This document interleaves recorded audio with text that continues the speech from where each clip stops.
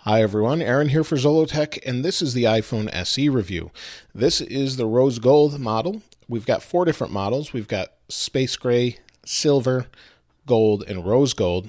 And then we've got 2 memory variants of 16 gigabytes, which is pretty ridiculous, but it comes in at $399 off contract, or $499 for 64 gigabytes off contract. So those 2 variants are available. They really need to make the minimum 32 gigabytes, but that's really another discussion and something Apple just needs to do at this point.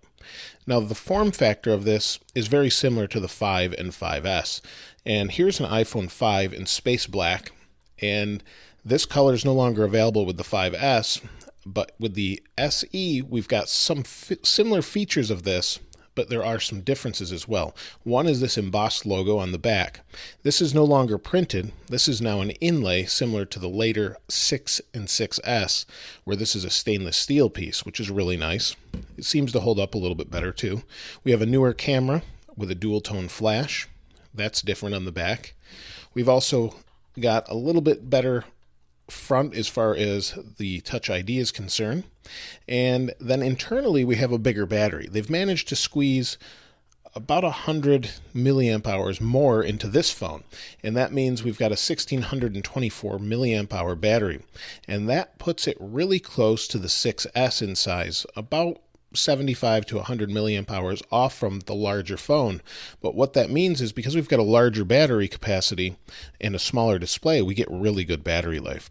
So the battery life in this phone has been pretty good, and for me, most phones seem to last the day these days, so I really don't have an issue there.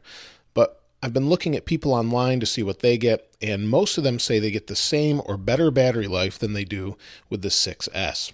So with the 6S, we've got a little bit bigger battery, but we're powering a 720p display that's a little bit bigger. So now we have 4 inches, we have 4.7 as far as the display goes, and then we have 5.5 with the 6S Plus. And the other thing they were able to cram into this small phone was the camera without a camera bump. So they've taken the camera from these phones without the optical image stabilization, added the dual tone flash or true tone flash, and 4K video capabilities into this camera.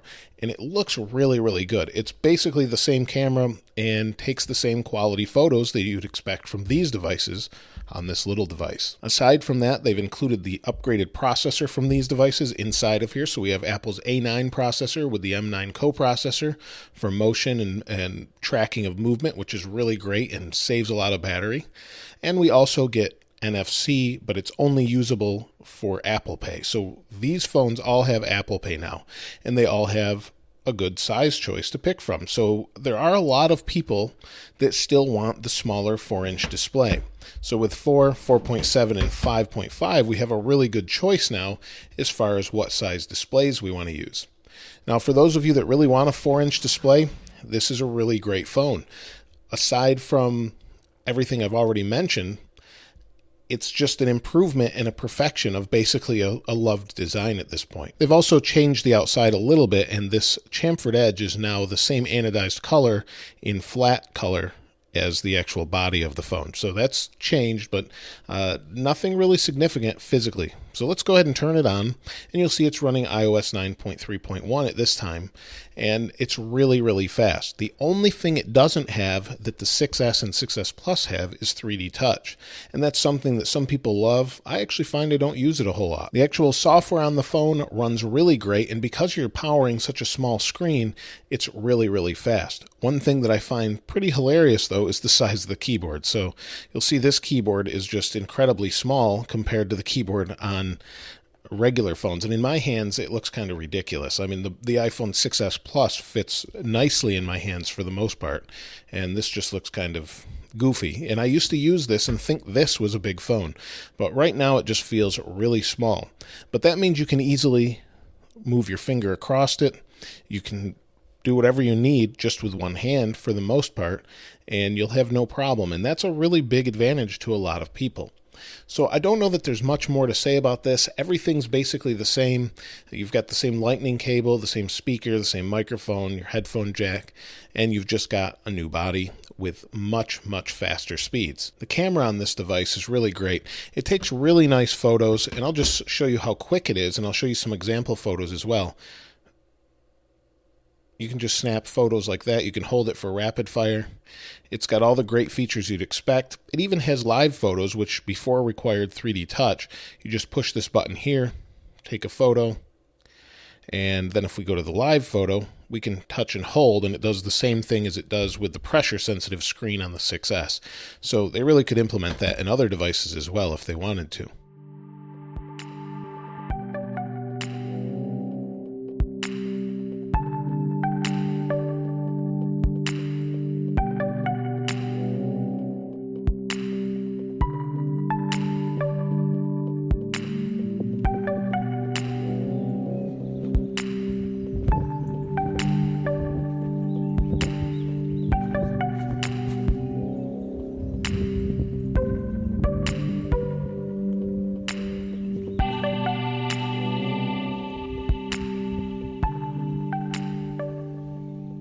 So that's pretty much it as far as the iPhone SE goes. Takes great photos, is really fast, what you'd expect as far as a classic form factor, has good battery, better than the 5 and 5S, and you really can't beat it if this is the size you're looking for. Let me know what you think about it in the comments below. If you haven't subscribed already, please subscribe and like. As always, thanks for watching. This is Aaron. I'll see you next time. Out of the display to help you sleep a little bit better. Turn it back off, and let me show you some of those settings as well. The features for night shift are under display and brightness under the settings, so you can see we have sunset to sunrise, and you can